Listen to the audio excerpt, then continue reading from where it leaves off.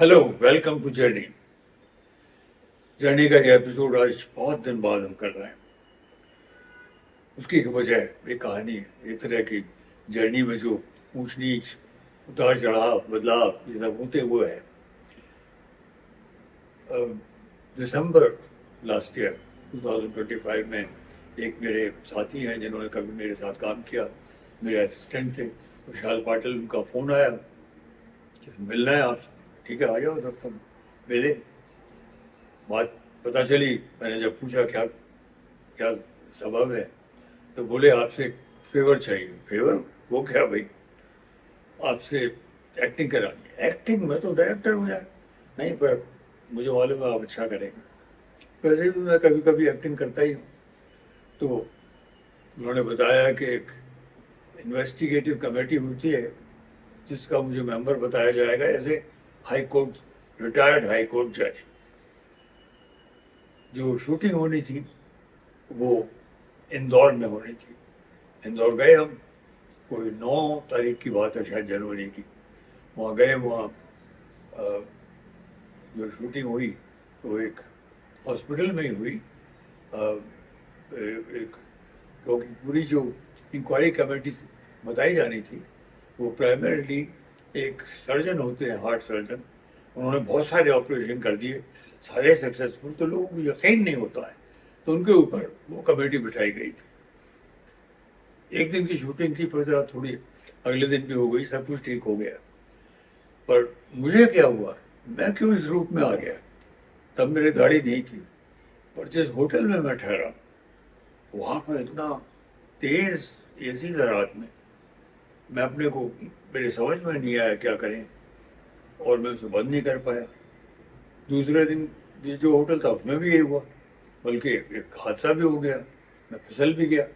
तो वो जो ठंड थी बहुत ज़्यादा, वो कहीं लग गई, तब मुझे पता नहीं चला। और मैं वापस आ गया 12 तारीख जनवरी को। और घर आने तक कोई प्रॉब्लम नहीं। अ, चलना बहुत पड़ा था क्योंकि लौटते वक्त एयर इंडिया की फ्लाइट थी जिसमें बहुत चलना पड़ता है। घर आ गए और 1-2 दिन में तबीयत बहुत बिगड़ गई। मुझे भर्ती कराया गया 16 जनवरी को। 2 दफ़े हॉस्पिटल में रहा। पता चला मुझे काफ़ी सीवियर निमोनिया हो गया। निमोनिया आपकी कई फैकल्टीज पे असर करता है। सबसे अजीब असर जो उसने किया, जो हॉरिफाइंग था, वो था कि मुझे ब्रेन स्ट्रोक भी हो गया। और लकीली मेरी बोलने की फैकल्टी ठीक चल रही थी, तो मुझे थोड़ा सुकून हुआ। और मैं अपने आप को पॉजिटिव स्पेस में लाने की कोशिशें करता रहा। बीच में जॉगिंग करके जब वक्त मिलता, और बहुत डिप्रेशन सा घेरने लगता मुझे, और रात में नींद नहीं आती, तो मैं अपने स्टडी रूम में जाके अपने जो 2 नॉवेल्स में राइटिंग की प्रोसेस में उन्हें भी बढ़ाता। दोनों नॉवेल बड़े अच्छे बन रहे हैं। एक जो है बियॉन्ड फ्रंटियर्स है, और दूसरा cafe marine drive. Cafe marine drive भी बहुत बढ़िया प्लॉट है उसका, एक आतंकवादी प्लॉट से संबंधित है। तो वो करके मैं अपने आप को इंगेज करता रहा।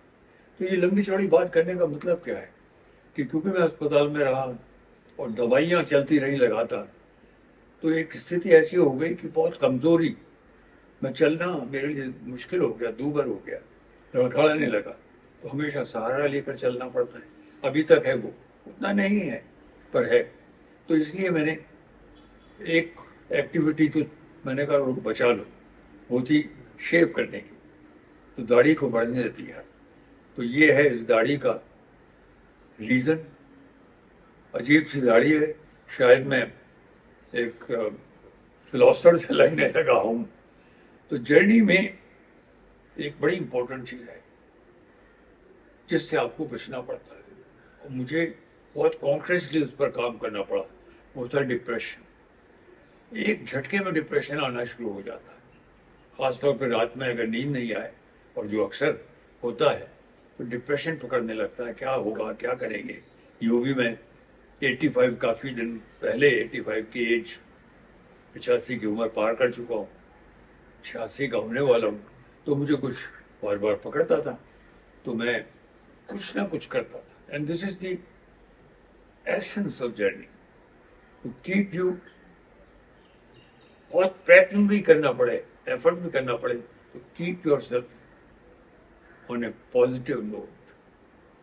जिस चीज को करने से थोड़ा भी अच्छा लगता हो, जैसे लिखना, वो जरूर करो। आज इतने दिन बाद वीडियो क्यों कर रहा हूँ? वीडियो को जरूरी नहीं था, क्योंकि ऐसा लगने लगा कि मैं बिल्कुल कट गया क्या दुनिया से। तो आज मैंने सोचा जर्नी का एपिसोड करता हूँ, और एक बार फिर आजकल के जो हालात हैं, नेशनल और इंटरनेशनल वॉर के हालात, उसके ऊपर जल्दी ही फिर से अपना दूसरा जो मेरा वीडियो होता है फोकस, उसको फिर से कायम करूंगा। It was just to connect with you once again in the journey that I am in right now. आज इतना ही, जुड़े रहिए, सब्सक्राइब करते रहिए हमारे चैनल को please, we need it, your support.